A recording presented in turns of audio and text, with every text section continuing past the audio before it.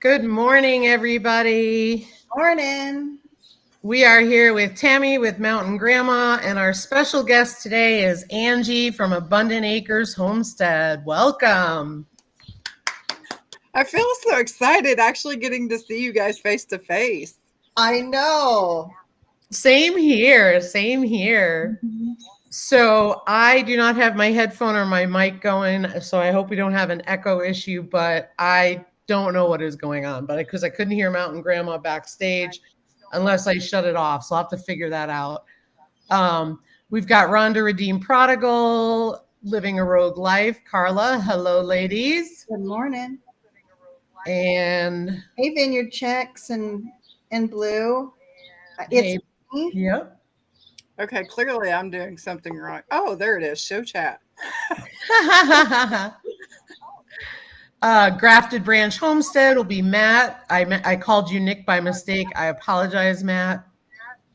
I am not functioning well at all today. So if somebody has up the YouTube, mute it or shut it off, because that'll cause the echo. Yep. Thank you. Hey, it's Kenny. That's Mr. Angie. Yeah, you can kick that guy off. Hey, Vineyard Chicks. Welcome in, ladies. Hey, Little Ridge Farm. So, it looks beautiful out by you today. It does. Yes, it was like so hot the other day. I mean, just sitting, you were sweating. I think it's kind of all over the place. Not quite as hot today, but it's supposed to start cranking back up. So, Yeah. But today it's beautiful. Yeah, it's beautiful here the past couple of days. We had upper 80s. It was supposed to be in the 90s over the weekend, but we only had upper 80s. But it was hot for us. And then we ended up having a couple storms roll through, and we've been back in the 70s. It's been delightful. Mm-hmm. Hey, Yep. Cool Gamer. Hey, Jesse with Lazy Days Ahead. He said, y'all tricked me. I was over at Mtn Grandma. Thanks for coming, Jesse. They're awesome. They're awesome. Hey, Little Ridge Farm. So real quick, I just wanted to say, and I did post it on our community page yesterday. Eleanor escaped yesterday, but that wasn't the big deal. Apparently I had the net fence, and it had like about that big of a gap on an angle that I didn't think of when I was racing. Hey, Rebecca Davis. And I go out on my front lawn, and I go out in the yard, and I was out there a bunch of times yesterday, and I was probably out there about 20 minutes earlier. I come back out, and there's Eleanor right on the front lawn by the porch. And I said, "What are you doing?" Of course, she didn't answer. But hey, girl, Southern Living. So she must have been able to get her nose and her ears under the electric wire, because that's the sensitive spot. Mm-hmm. So she probably got zapped on the back and then ran right through. And that's if it even hit her with all the fur that she's got. But hey, joyful noise and notes. So anyway, the exciting part about it is Rebecca at Halbert Farm, who's been like my Cooney mentor from the beginning. She's in Texas. She had told me to take pictures every month of the girls and keep an eye on them for body conditions. So I take a picture, I send it to Rebecca, and we talk about, is she too heavy? Because if they're too heavy, they won't be able to nurse and all that kind of thing. And this is totally new to me. I have no idea what I'm doing. But, we all talk about, well, they've been bred, but you can't guarantee it. It's even like AI, you got to see if it takes. Eleanor's got a baby belly. Oh, awesome. She's got a baby belly, and so I'm trying to see if I could show it. So that was May 14th, and that is June 20th, and you can see she's got nipples very pronounced for a pig. Mm-hmm. So we think she's preggers. Oh my goodness. And of course I've sent it to all my pig friends, and they're like, oh yeah, she's pregnant.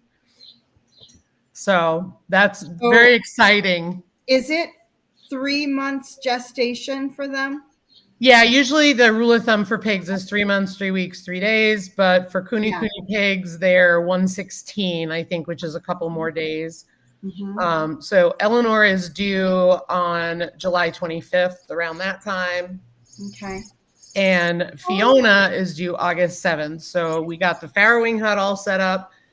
And I want to let Fiona in there to eat up the grass in there because it's good grass, so to speak, before I throw the bedding in. And then I will separate them because they've been together since they were in the nursery because they were both coming to me. So yeah. Awesome. So yeah. July 25th. And then how old do the piglets have to be before you can rehome them? 8 weeks when they're weaned. Okay. So you're looking at finding them a home towards the end of September. Yes. And the goal would be to have them all gone before winter and before my husband kills me. Right? How many piglets do kunies usually have? They could have 10 each. Oh, my word. Well, hey, if I can work out a way to meet you in the middle somehow around that time, I might get some of those. Yep. We Sounds will. like a plan. Mm-hmm. Because anyway, Mennonite Farmhouse says, "Hey, pigs for my birthday. Welcome in, Leanne." Oh, Leanne. And hey, Cindy's Place. Another September birthday. I'm a September birthday. Well, no, she'll be in July or August because we have July 25th and August 7th. And I know August 7th, I know is Monica's birthday. I think Leanne's was one of those two. Hi, Gail. Leanne. Hey, Gail. Leanne, don't be mad at me. I can't remember. I get so confused. I can't function today. Anyway, that was my big excitement. So can't stand it. That's pretty exciting. I know it. Did you see the video of my daughter's little Juliana pig? My daughter that lives in the valley. It's a short. No. So remember, it's the daughter with, what color is her? She's like blonde or red. Her real color is redhead. Yes. That daughter. So her little piggy is pregnant. I'll have to share a video, but she got her a little boyfriend and she's pregnant right now. So that's how I knew the 3 months, because I've never raised pigs before. Yeah. That's awesome. I mean, my goal is to breed twice a year if I can, offload the piglets and stuff like that. You will. Well, I'm in a pretty, how should we say? South Dakota is a very traditional farming community where we don't have pig vets because things are handled much differently. And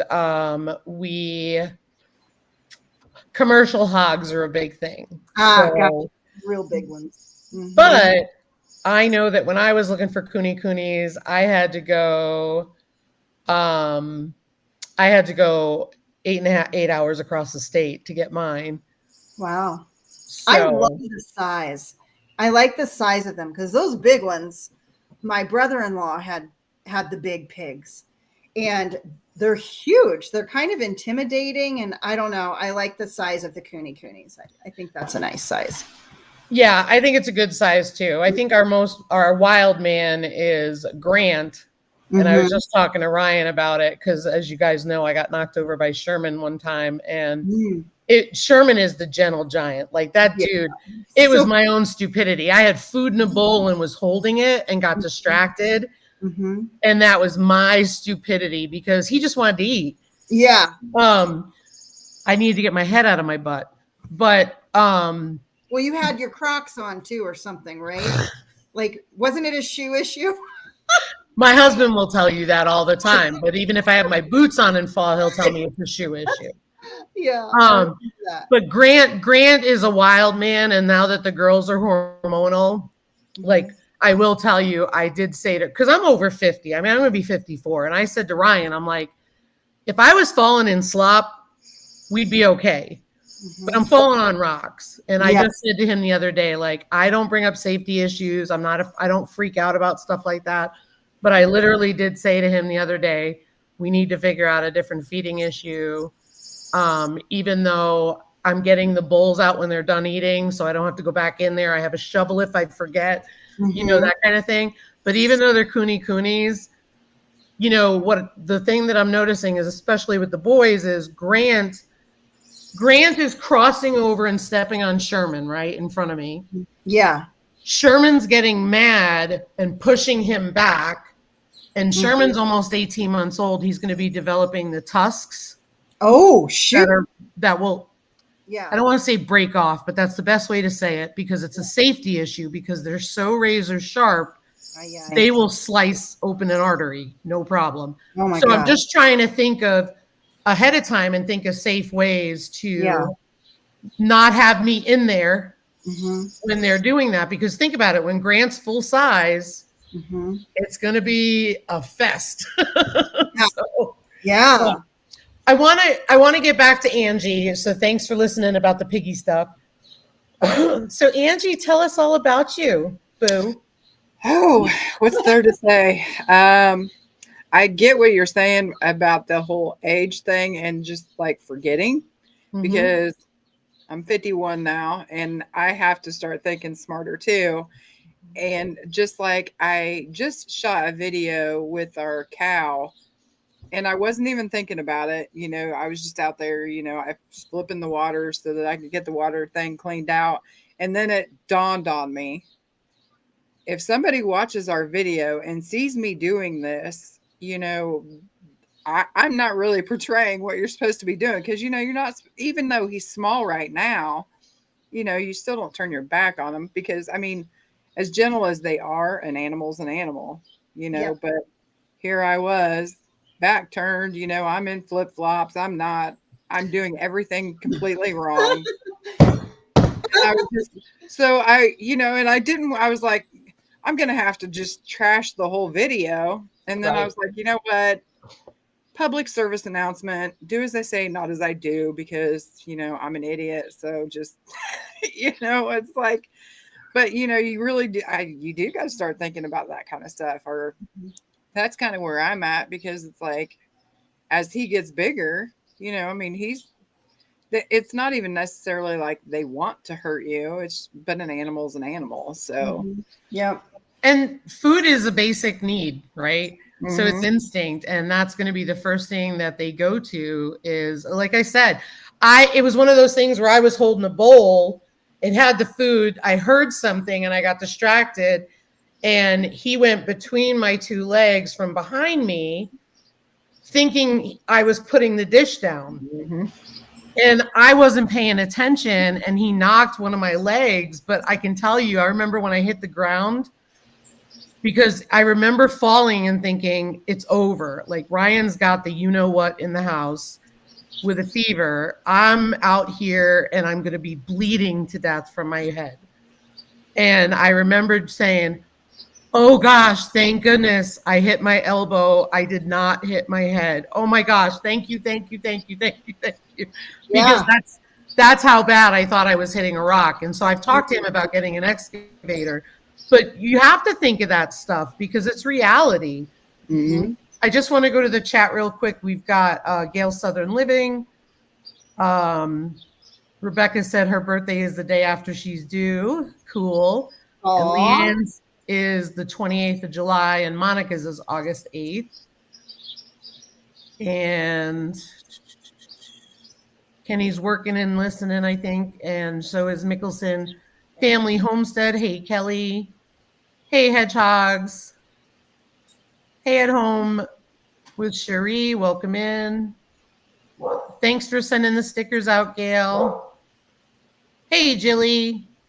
Hey, Lisa Colovi. I just want to go real quick. Diesel. Yeah, it was kind of scary. So why don't you tell us a little bit about your homestead, and I'm going to mute and handle my bulldog. And where are you located? Share that. We are located in central Indiana. We're right outside of a little town called Hope. You can try to look it up, but you're probably not going to see it on a map because it's that small. we're pretty rural, that word, out Rural. the country. And we have, I think it's in total, we have like 12, not quite 13 acres. So I just call it 12 acres. Mm-hmm.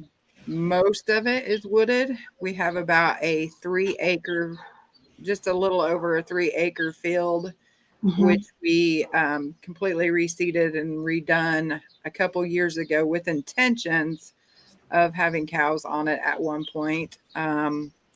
Gardening, I absolutely love gardening. I would say I actually didn't come up with it, but I was talking to my brother because he was talking about other stuff that he enjoyed doing. And I just told him, I just need some time in the garden. I just need to get away. Everybody just shut up, leave me alone. And I said, whenever I go into my garden, it's just like I get to go into a whole different space and, just kind of calms my nerves. It gets me thinking right and everything. And he was like, it's your church.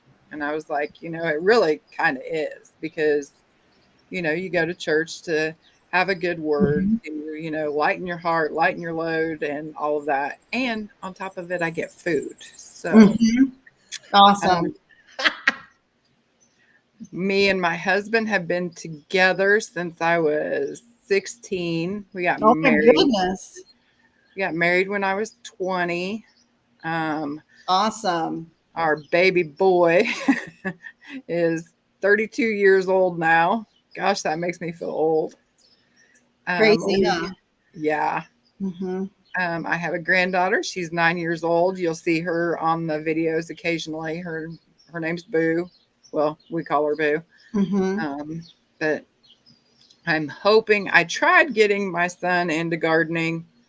He did until he was about 9 years old, and then he was over it. So I'm trying to get the granddaughter hooked. That's my goal, to get her hooked. Yep. You never know. The son could still go back to it. Yep. You could end up with a wife that likes to garden, and it might happen. I'm you. hoping it happens. Mm-hmm. I've seen that happen with my grown kids. It's exactly what has happened. The things that we did that maybe they complained about when they were younger, because we used to have we had horses, we had goats, and we had 2 goats that were given to us. I don't even know what kind of a goat they were. At the time, I wasn't even worried about any of that. We milked them, and the kids hated having to milk the goats. And now my daughter she's on Instagram as Katie the Goat Lady. You can go there and see her. It's Kayti. And I was just telling Lisa she got more goats. She's got 11 goats.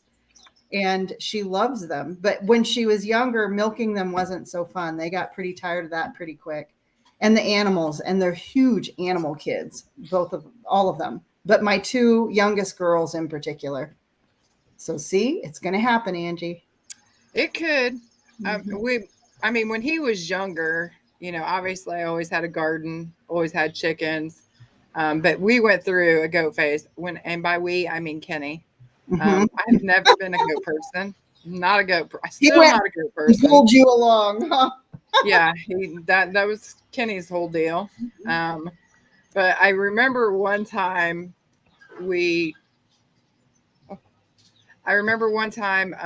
he had football practice and we had a goat get out, and it took us forever to get the goat back in. And so he was late for practice. We went to drop him off, and, he was so worried, hurry up, I'm going to be late. I'm going to get in trouble. I'm going to have to run laps and everything else. So when we went to drop him off, Kenny went up to the coach and told the coach, sorry, we're late. Our goats got out. Mm-hmm. And Tyler was just like, because where he went to school, it's more city. Yeah. I guess you would say. Yeah. So, obviously the coach just started laughing because there's another kid that lives in the same area we do, and they're known for pig farming.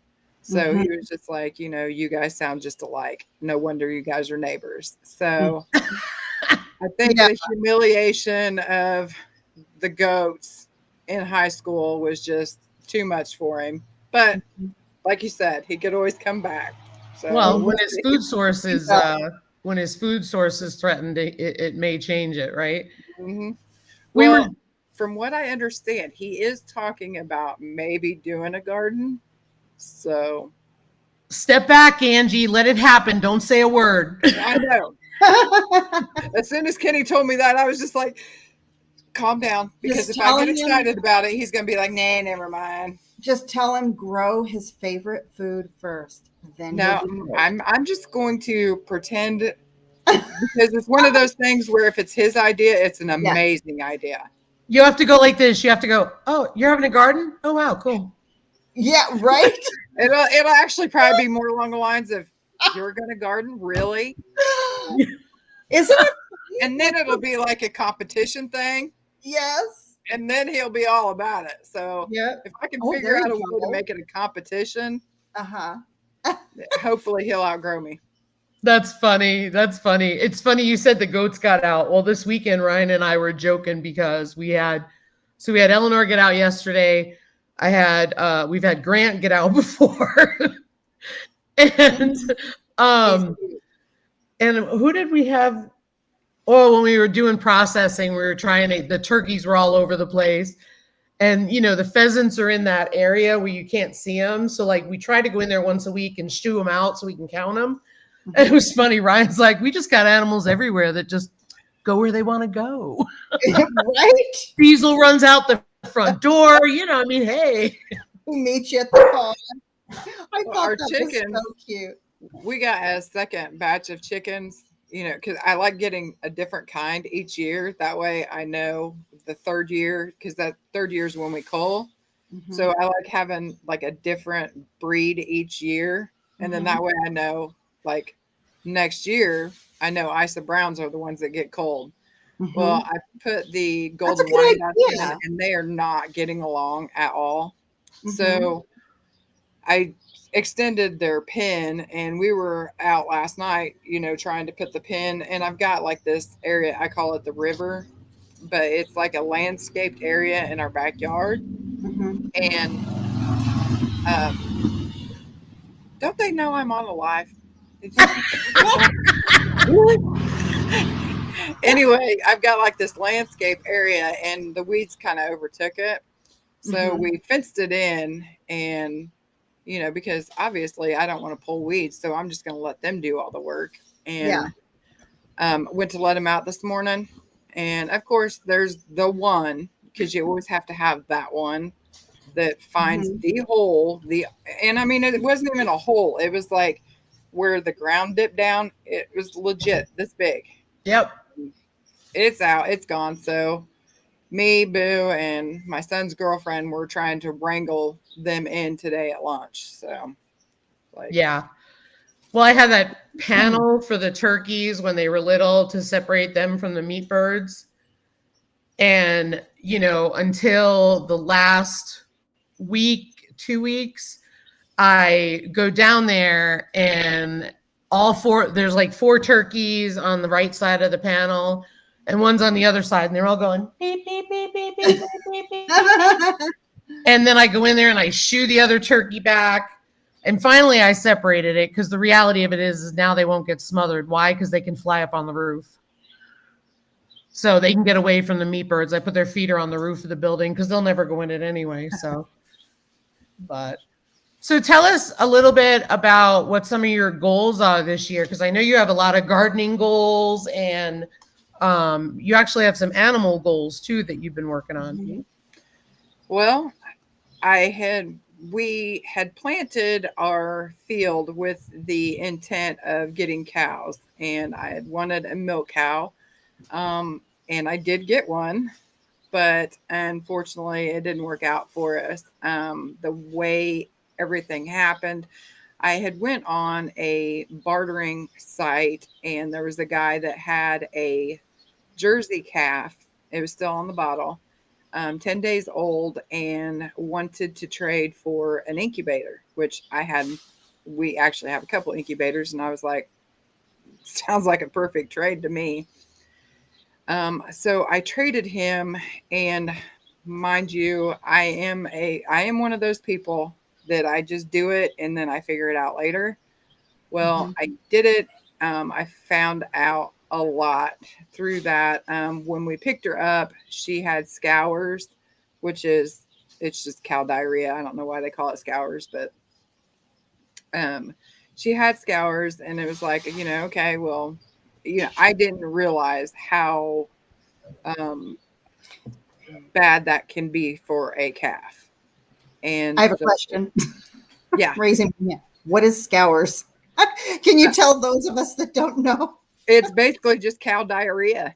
Okay. They call it that for pigs too. In fact, one of the things that I had to buy for the pig first aid kit somebody recommended was it's not Scour Guard, but I always call it Scour Guard. But it's basically a product for piglets in case they get diarrhea, because it can be fatal. Oh, wow. And I have one other question too before you go on. You said that you planted your field to prepare for the cow. What did you plant out there? Just like alfalfa or something? We actually put in, because we didn't want to do alfalfa, because alfalfa can be a little much, especially for like a milk cow. And with a milk cow, you kind of want the alfalfa pellets because it kind of brings them in. That's kind of like their treat for getting milked. So we didn't want to put alfalfa in, but we did do, let's see if I can remember. We did Timothy, tall fescue, clover, and what was the other? There was another actual grass. Can't remember the name of it. We seeded it in 4 different things with the intentions of having cows on it at one time. So, but so the poor little calf had scours. And how did you treat that? Well, we did the scour pills, but it wasn't working. And I actually went in there. She started to like come out of it. And we went, picked Boo up, came home. That morning she was fine. By the time I picked Boo up and got home that afternoon, I went in there to basically get her rousted up so Boo could play with her. And she just wasn't moving. So I actually had to pull her out of the little pen. And when I did, her like eyes rolled back, and I was just like, we're going to lose her. So we ended up getting a hold of a vet, and we took her in. They ended up having to do an IV overnight. They gave her shots. They gave her steroids and an antibiotic and a medicated feed. And then she basically said, we'll call you tomorrow if she makes it. There wasn't really a whole lot of hope. Yeah. And I know there's a lot of people that just say, just let them go. But that's just not me. I can't, because to me, that's like giving up, and I can't quit. So let me just say, you're a good woman. Okay, because you take your responsibility for your animals seriously, and so you should try everything that you can. So you're not alone. And not only that, but especially a milk cow, a milk cow isn't one that you're just going to flip for beef. I mean, a milk cow can be around for, 16, 20 years, so they actually kind of become, I don't want to say part of the family or a pet, but they kind of are. Close. So I had every intentions of having this cow until she retired. So I had no problems putting money, putting energy into this cow that I intended to have for many, many years. So anyway, I take her to the vet. They did end up calling the next morning and said, hey, she's doing great. They gave the option. It was kind of one of those things of, you can leave her here or you can come get her. Obviously I went and got her. And it was one of those things that it was like, because she needed shots. And I know there's some people that are kind of squeamish about, giving shots and stuff like that, which I've done that before. So I wasn't concerned with that. So they told me I could go ahead and come pick her up. Because they knew that I had knowledge of animals and stuff. So we picked her up, and then she came out of it, and I was all excited. And then it was like 4 days of straight rain. And then because she wasn't even hardly over that when all of that happened. And then she ended up with a respiratory virus. Mm. So we ended up having to treat her for that. And then it probably wasn't a week later. She ended up sick again. And again, we called the vet, and the vet had done everything that they probably could at this point. And they said, come pick this medicine up. It's kind of a last ditch effort type of thing. So that's what we did. We went and picked the medicine up. We gave her the shot, and within 20 minutes, she was gone. So I'm sorry for your loss. Darn it. It was a hard lesson. Really hard lesson. It is, and I want kudos to you for being so out in the open, because I know you have a video on it, and I know for me, right, because you and I talk a lot, comments and all that kind of stuff, and like we said today, we were excited to talk in person. But I just want you to know my heart broke for you, because I watched the look on your face, and it is hard because it's the one thing you've been looking for so long. And for me, it was my pigs. Like, I remember the day I got Sherman, I was so excited. And then something tragic happens, and, it's out of our control and stuff like that happens. But you were so upfront with the whole story. And I know you talked about like a whole bunch of other things behind the scenes I'm not going to get into, but it's just really sad, and it is a learning experience. It's also one you won't forget. Right. It's also mistakes. Right. For me, a mistake or an experience is what teaches me how to do something different next time. So I learned so much. I mean, we didn't have her long. It was only about a month, but I learned so much in that month, just having her, that I don't want to say that she was a learning experience, but she really was. And I couldn't have learned from a better calf, because she was just, well, we named her Blessing for a reason. Oh, And she was just the sweetest little thing. But we did learn a lot. I mean, we found out that she was shipped from New York. At this point, all that we could do after she died was figure out what had happened. And, obviously there's no real way to say this is exactly what happened without having to pay for an autopsy and everything else, which, just is out of the budget after they're already gone. But we did find out that she was born on a large dairy farm in New York, and then she was shipped from New York to Indiana illegally. And then we also found out, obviously this is after she was gone, that the guy we bought her from, he didn't know. It wasn't on him. He actually offered to, pay for the calf vet and everything else. And it was just like, no, we made a deal. It wasn't on him. It wasn't his fault. But the guy that he had bought him from, not reputable. I'm just going to say that we have things where another guy, because he got him off of this website. I don't want to name the website, but they got in contact off of this website. Well, on that website, another guy had come in there and said, do not buy from this guy. He sells sick cows and they don't recover. Wow. Well, she was still alive at this point, and we had just gotten her past the scours. We had just gotten her through the respiratory thing when I seen this, and when it said, they do not recover, it's me. And I was like, except for mine, mine's going to be the one. Yep. And then, obviously we lost her, and we contacted the guy that we had got her from, because he's actually been following the story on YouTube, because he was invested too. Yeah. I had contacted him before the video went out to let him know.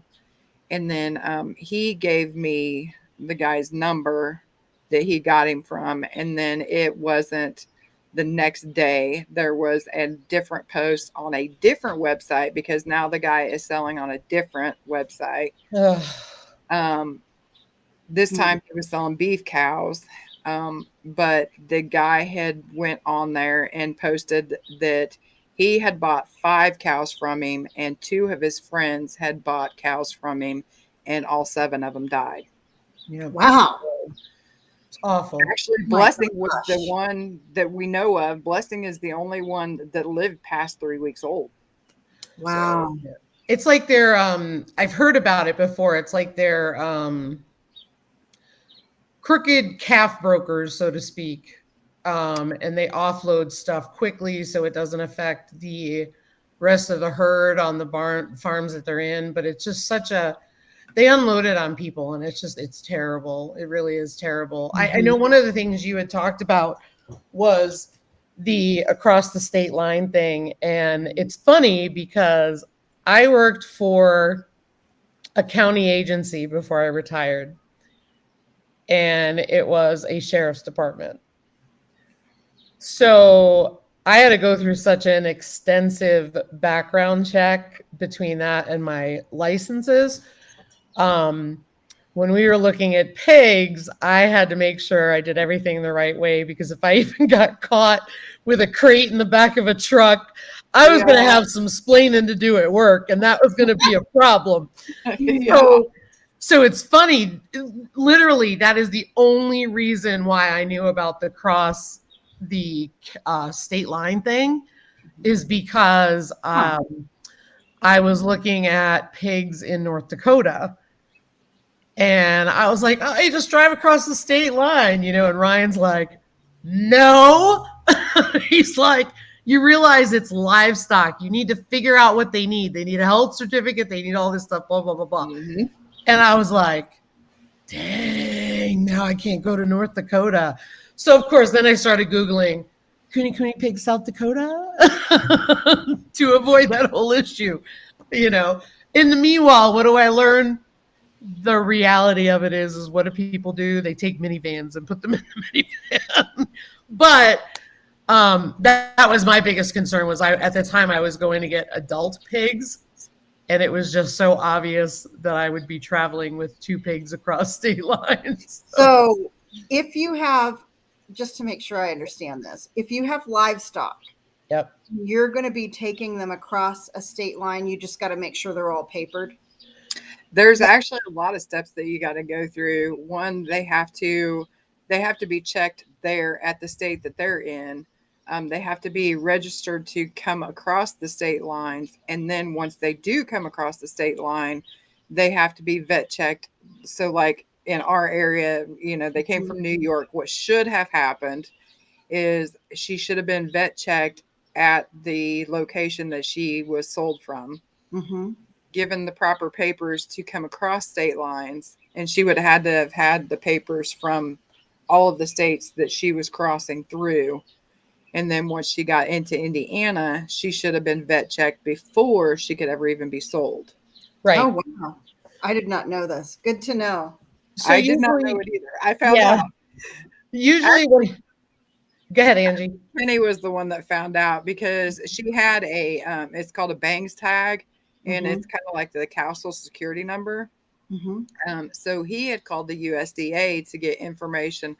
Actually, what he was trying to do was get information on Blessings so that we would have better information, because like what we were told when we went to the vet just kind of looked at us like, no. So he was trying to get information. So basically we would have better information for the vet.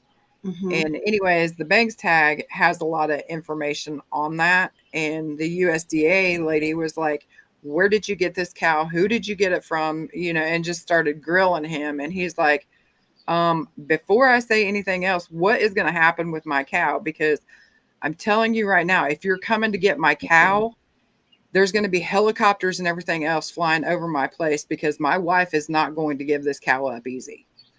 So are you going to come take my cow? And are you coming to take my wife's cow? And she was like, no, but we need this information. So, Yep. But it was a mess. Yeah. And so a lot of people in the comments are saying, you know, can the guy be reported and shut down? And Angie, I think I feel pretty confident saying this. And it's just like all crooked things. You got to get him first. Is the reality. And the whole thing is he's gone from, it looks like he's going from like this website. And then once he gets caught, he goes to this website. And then once he gets, so he's got like a rotation of different websites that he's selling on. And aside from actually going down to the farm, which I actually thought about doing, but Kenny refuses to take me. There's not really a whole lot that we can do, like legal wise. Right. I mean, he obviously everybody that's lost cows has been trying to turn the guy in, but without them actually catching hands on, there's nothing anybody can really do. But I was ready to go down there. I was ready to. Somehow I figured that, Angie, because you and I are alike that way. So folks in the chat are saying, wow, that's quite the bulky process. So, and Leanne had hit the nail on the head. Understand that whether you agree with bureaucracy or not, those things are put in place for a reason, right? Because there are people, because there are viruses, there are diseases, there has to be controls in there, right? So again, the reality of it is, you know, the wrong thing to do, I'm just going to throw it out there, is you could throw an animal in your vehicle and go across state lines and nobody would ever know. But, you know. By the way, I did throw her in, but I did not cross state lines. You did not. You did nothing wrong. What I'm just saying. I did throw her in the back of my vehicle. But. Yeah, no. But you did nothing wrong. What I'm saying is people think the process is really bulky, but it's really not, because if you're dealing with a reputable breeder, like, for example, I know a friend of mine who's about 90 minutes north of me in South Dakota. He got his sows and his boar in Iowa. And when I said to him, when I found out about, he was getting his sow at the same time I was getting Sherman. And one of the things I said to him was, I said, hey, did you realize you got to go across state lines? I said, I work for the you-know-what, so that's why I'm being careful, because it's a federal offense. Is it a federal offense? Yes. Holy smokes. So I said, look, I can't get in trouble. This is where I'm at. So I'm being like on the up and up. But it's also because think about avian flu, right? If I bought chickens, or say it was affecting pigs, right? Say it was swine flu affecting pigs. If I bring a pig from Maryland over to South Dakota, the checks are there because they don't want to spread it here, right? But one of the other things is it's not as hard as you think, because when you deal with a reputable breeder, they have vets on staff or vets that they deal with that treat their animals all the time. And it's really called a health certificate. You get the health certificate. You have that to prove that the animal was healthy enough to go across state lines and going to South Dakota, so to speak, or whatever your state is. Then when I get there, we have to have a vet check them out and do it again. I chose just to avoid it because South Dakota is so big. It took me so long to travel that far. So, but just keep it in mind, guys. It's a hard thing. So kudos to you, Angie, because you were so upfront about that. And I thank you, because I know that was hard for you, but you're just such an amazing woman to be able to talk about that. Well, it's easier to talk about now. When I was having to dig the hole, not so easy. Not bad. I know. I mean, I know it's not apples to oranges, so to speak, but when that dog got our chickens, apparently I looked like a crazy person when I went over to a neighbor that was 2 houses down, and I said, do you have a dog?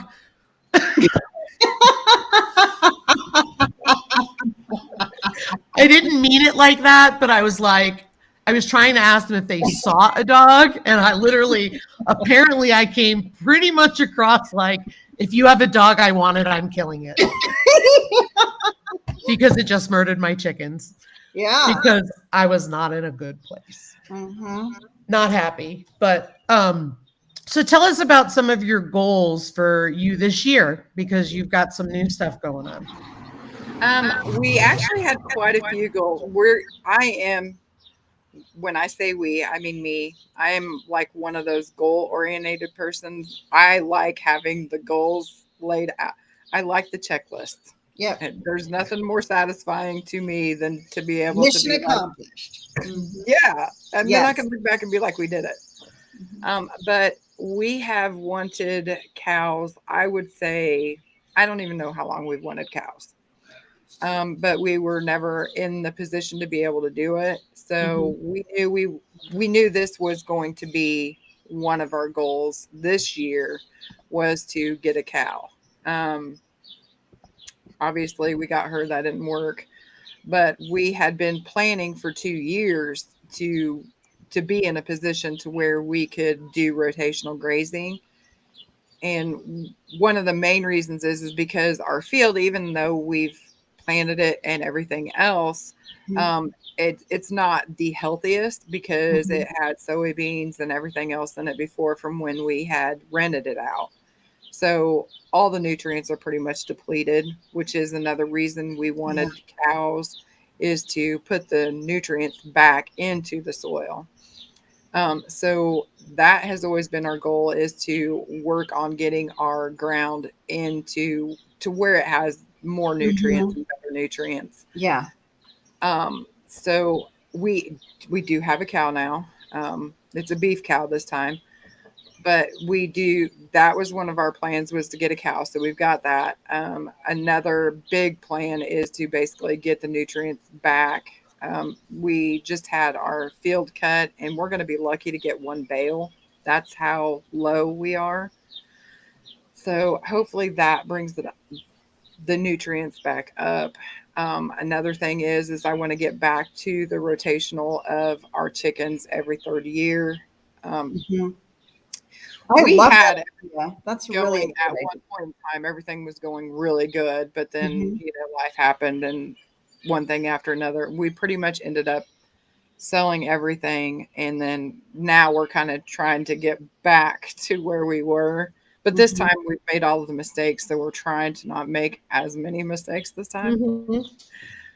As I say that after I just tell you about our cow mistake.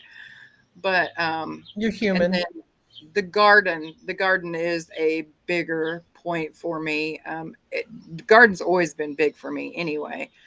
But after the whole virus thing that happened, and then there being a seed shortage this year, it was in my head that I'm not going to get stuck there again, because I ended up having to grow last year. I had to grow a lot of the varieties that I wasn't necessarily happy with. So I made sure I got my seeds ordered early enough so that I could have the varieties.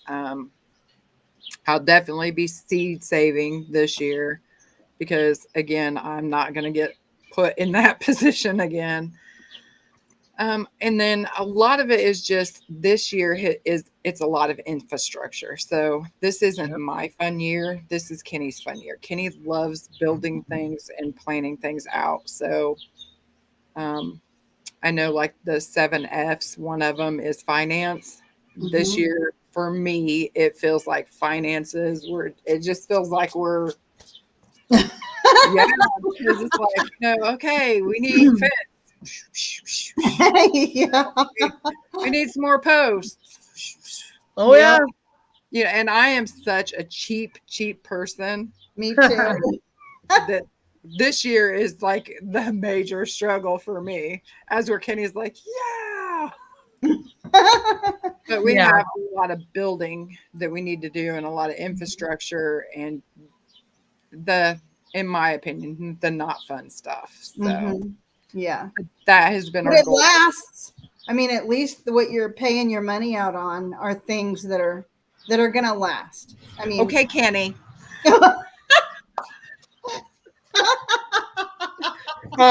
I was told this weekend, after we got a farrowing house together and the 2 pens and all that, and Ryan said, I thought this year we weren't building anything. You've been building everything. I said, excuse me, you knew we were breeding pigs and blah, blah, blah. And I went out through all this stuff. And I said, he's like, next year we're not building anything. I said, yeah, okay. So then we have this conversation. We're done looking for land, right? It's just not doing it. We're older. 2 acres is plenty. We're doing enough, right? Mm-hmm. Not 5 seconds after that conversation, he shows me a property. He loves to show me properties. Mm-hmm. And I said, whatever happened to, we're not building this. We can't do this over again somewhere else. We're getting older. This is too much. He shows me this property. And then he goes, yeah, we don't need to go look at it.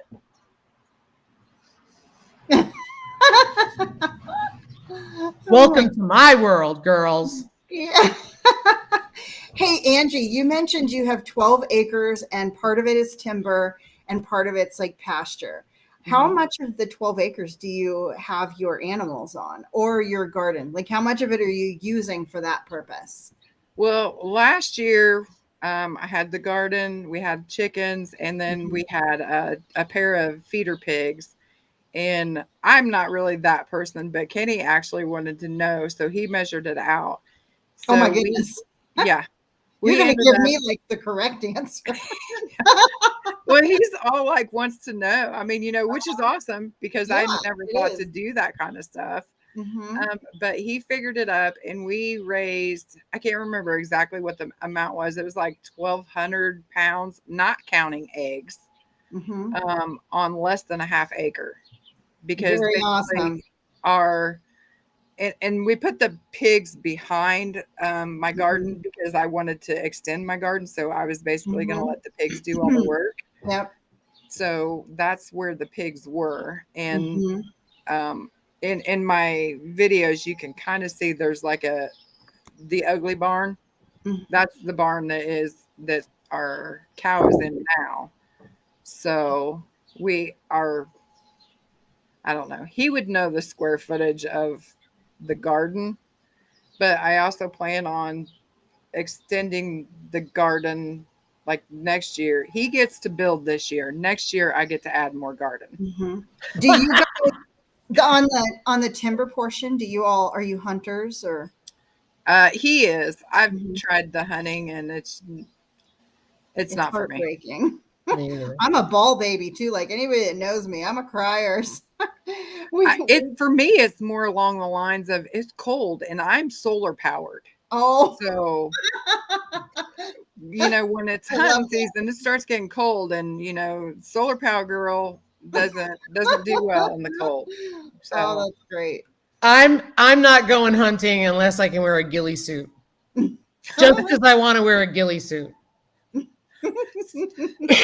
I want the white and black one. Suit and not have to do the hunting. Yeah. Well, I want to wear a white and black one, so I'll have to wait till winter. But I was, when I asked you the question about how much land you used for the animals in the garden, I had a feeling you were going to say that because, as far as I can tell, anybody who does have a lot of land, unless they have cattle grazing in their pasture, right? Like those larger animals, everything else can be kept on 2 acres like Lisa's doing. I mean, it's totally enough land. Absolutely. It's just in states like where we live, it's a lot of public land. We have a lot of public land here. And therefore, there's not a lot of large land lots to purchase because we have so much public land. But if you want to, in Missouri, for example, it's like 93% privately owned land. And I'm like, where do people hunt? Because here you hunt on the public lands and you've got choice upon choice upon choice. I mean, it's all everywhere, right? And the only way that they hunt is what we heard is that they have more land. You have to have more than 5 acres. And then you can hunt on your own property. And then like, if you're going to hunt on your own property, then you better have, I'm thinking at least 12. 12 would be nice. At least 10, right? Unless you're really conveniently located right near a lake or something where there's a lot of woods right behind your property. So the likelihood of them coming over, I don't know. You get landowner permission too, like in Connecticut where Ryan was. They gave landowner permission to several people to hunt. And honestly, you got to know a guy. Well, they coordinated it. I mean, they just was like, hey, look, there's one guy going out today. If you go out today, so and so's out there. That's kind of cool. To be Our woods careful. get busy.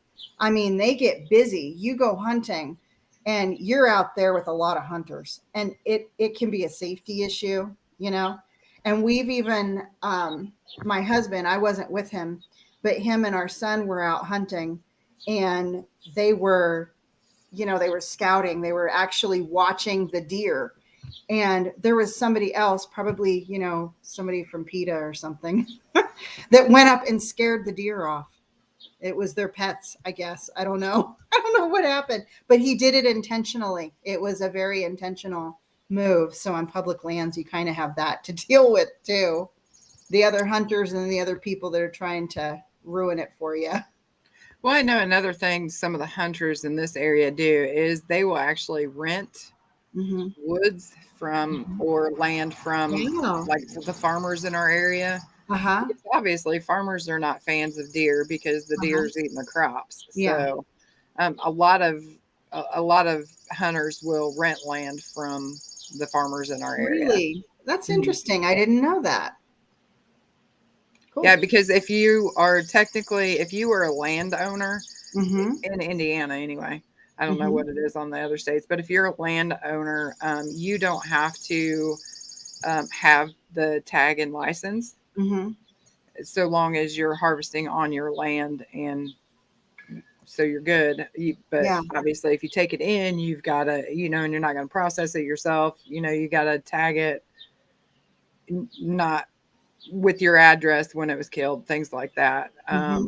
But if you are renting the land, you are technically considered the landowner. Okay. So a lot of the hunters will do it that way as well, just so they can get out of basically the licensing. Very cool. Any questions for Angie? I had typed it in the chat, but just wanted to make sure you guys, if you have any questions, we answer them. And I'm just looking around. Tammy, do you have any more questions for Angie? Nope, not at the moment. Not at the moment. I'll probably, as soon as we end the live, I'm gonna be like, why didn't I? That's how it always works. Always. Always. Jeez, Diesel. Oh, the strange man's coming in the house. Hang on a minute. Hi, Mr. Lisa.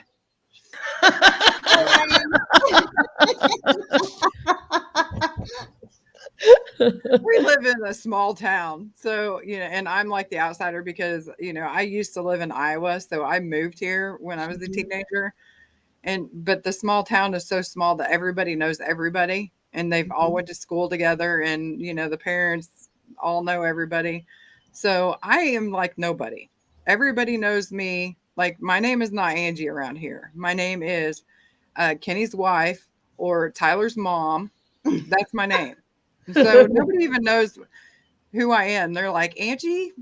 Who? And they're like, Tyler's mom. They're like, oh, yeah. So that's my joke when I seen Lisa's husband. He's not Ryan. It's Mr. Lisa. Mr. Lisa, yeah. At Home with Cherie says, I only garden, no animals. Thinking about chicken or quail, how much do you think you spend per bird to feed it through processing? Ooh, per bird. Really, in all honesty, I hate to answer that one because I do a lot of free ranging. So that cuts down on the bird feed. The feed, I will say right now, the feed, at least in our area, has gone up quite a bit. But I would say I normally have when I do a batch, my batch is 6 to 8 chickens. So I will buy 6 to 8 chickens one year. And then the next year I will buy another 6 to 8. And then I do that for 3 years. And then by the third year they cull. So I'm usually either at 6, 12, or 18 Mhm. ish. And I would say when we have 20, mind you, we do the free range. So this is kind of ish. I would say we go through probably, I'm going to say 1 bag every 2 months with free ranging. So Yep. 6 bags over a year, depending on what your bags are. Normally they're about $13 to $15 ish, depending on what feed you buy. So 45, and then the water. So chickens are really not expensive, and they are not hard at all whatsoever. Yeah, I mean, so if you, I'm just trying. So at home with Cherie, if you go to like Hoover's Hatchery, right? So just to show you that I don't expect you to read it, but what I'm saying is I go here to Royal Grey broilers, right? Because they were new to us. We picked them up in the store, and it tells you this broiler grows at a moderate rate and achieves a live weight, of approximately 5.75 pounds in 9 weeks on 13.5 pounds of Oh my feed. goodness. So like one of those bags you just mentioned. Yeah, so it tells you about how much Very feed cool. you'll need, because what a lot of people do will buy their feed ahead of time to get through their whole batch. At least this year they were. But like that's why we got pheasants, because poultry is a lot easier to raise, or game birds are easier to raise and cheaper than livestock. Obviously cost wise and all that. And then she also asked, hey, Auntie Homestead, she also asked about living in a cold. About heating costs. Yeah. Okay, I live in South coop. Dakota. Yeah, I live in South Dakota. We've had -30. I don't heat my coop. I did do it one time last year, and that was because we had a stretch of -30-degree weather with wind chills, and I walked into the coop one day and my chickens were lethargic, whereas normally they are not like that. So I did put a heater in there for 24 hours, and it made me freak out for 24 hours. Worrying about fire. But even then, it only brought them up to, I think it brought it up to like 10 degrees in the coop. Mm-hmm. But the point is we do not heat. Mm-hmm. I would not heat a coop. They're used to it. Cherie, There's a lot of things you can do in a coop so that you don't have to heat, because if you have a coop that's way too big, that's part of the problem. The smaller the coop, the better it is, especially if you live in like northern climates, because their body heat actually will heat up the whole space. Yeah. And another thing is I never put my water inside because of the condensation. Yep. So, and then the biggest part is if you can just keep the draft off, because it's not necessarily the cold as much as it is the wind. So we actually, anytime I set up a chicken coop, I have like the siding on the outside, but I will also put, something on the inside. So whether it be, plywood or other siding or whatever, just to keep that air from coming in, because the air will get them before the cold ever will. Yep. Absolutely. We're in northern Arizona, Cherie, and my daughter's got chickens, and we've built up their coop so that it's insulated over there, and they're off grid. So, I mean, they don't even have an option for heating the coop. And we've not had any problems, and they've had chickens for 3 winters up here. Yeah, we have, it's very well ventilated. So that way air can get through without being a draft. We have cold hardy breeds. We take steps when we hear a cold front is coming in. For example, our hens will tuck their heads under their wings, but roosters will not. So like Dwight got frostbitten, even though we did put bag balm on his comb and wattles, but then he's fine now. And then we did have a couple of mornings this year for the first time where they had frost on their backs and they were fine. So cold hardy breeds are the ones to get, and they'll be fine. It's when you give them heat, you actually spoil them and they can't tolerate it.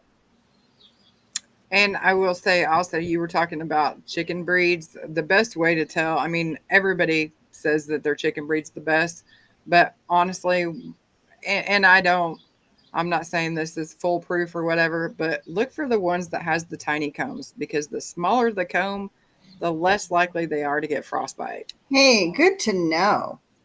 Yeah. And that's an awesome, easy thing to remember too. Yeah.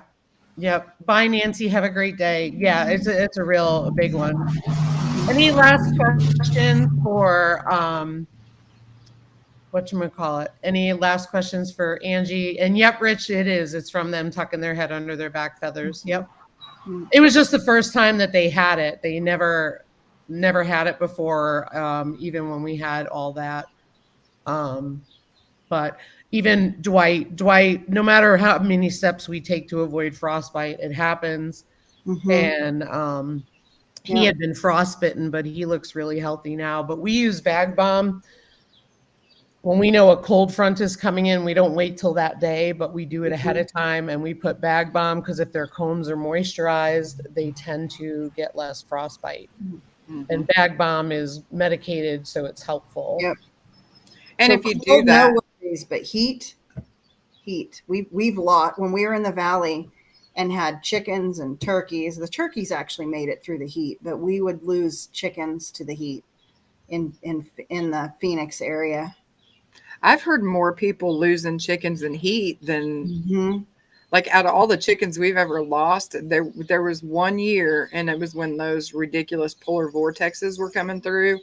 And our door got blown open. That's honestly the only year we've ever lost chickens. But I have friends in the South and in warmer climates that has lost more chickens than I ever have. Because well, that's what blows my mind when I see folks feeding corn in the summertime when it's 100 and something degrees, and I'm like, no wonder why they're keeling over. No wonder why they're keeling over. Yeah. Jesse said he still hasn't found the broilers that have the 11 special herbs and spices already on them. Well, I think they're in Kentucky, aren't they? Texas.